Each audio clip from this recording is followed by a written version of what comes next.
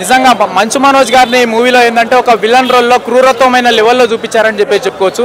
బెల్లంకొండని ఏంటంటే ఫస్ట్ హాఫ్లో కాస్త ఏంటంటే స్లో మోషన్లో తీసుకెళ్ళిపోయినా కానీ సెకండ్ హాఫ్ నుంచి ఒక మాస్ ర్యాంపేజ్ లెవెల్లో రఫాడించారని చెప్పి చెప్పుకోవచ్చు. అరే హీరో అంటే ఈయన కదరా బాబు అని చెప్పేసి అనుకునే రేంజ్లో రఫాడించారని చెప్పి చెప్పుకోవచ్చు.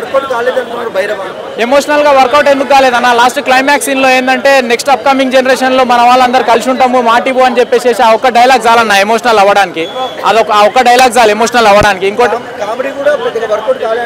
కామెడీలు ఏం లేవన్న, పక్కా మాస్ ర్యాంపేజ్ ఉండే సినిమా ఇది. కామెడీస్ ఏం లేవు. కామెడీ స్క్రీన్ ప్లే మీద ఎక్కువ డామినేటింగ్ గా బాగా హైలైట్ అయింది ఎవరు అని అంటే మంచు మనోజ్ బెల్లంకొండ అనేది చెప్పేసి చెప్తా.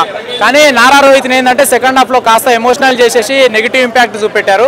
కానీ స్టోరీ పరంగా చూసుకుంటే అదే కరెక్ట్ వే అని చెప్పేసి చెప్పొచ్చు. కానీ ఓవరాల్ గా మూవీ పరంగా చూసుకుంటే మాత్రం మంచి తోప్ సెలక్షన్ అని చెప్పి. అసలు సినిమాలో హైలైట్స్ అంటే ఏం చెప్తారు? సినిమాలో హైలైట్స్ అని అంటే ఇంటర్వెల్ బ్యాంక్ ఫైట్ సీన్ అని చెప్పేసి చెప్పొచ్చు. మూడు హీరోలు మల్టీ స్టారర్ లెవెల్లో ఎవరు ఎక్కడ కూడా తగ్గకుండా ఒక ఏంటంటే విలన్స్ ని డామినేట్ చేసుకుంటూ గుడి దగ్గర ఉండే ఫైట్ సీన్స్ లో ఒక ఊరమాస్ లెవెల్లో ఫైటింగ్ సీన్ ఉందని చెప్పేసి చెప్పొచ్చు. ముగ్గురు హీరోలకి కంబ్యాక్ పడినట్టేనా? ముగ్గురు హీరోలకు ఒక మంచి స్ట్రాంగ్ కంబ్యాక్ పడ్డట్టే. అందులో హిట్టే భయ్యా, హిట్టే భయ్యా. ఓవరాల్ గా మూవీ మాత్రం హిట్టే.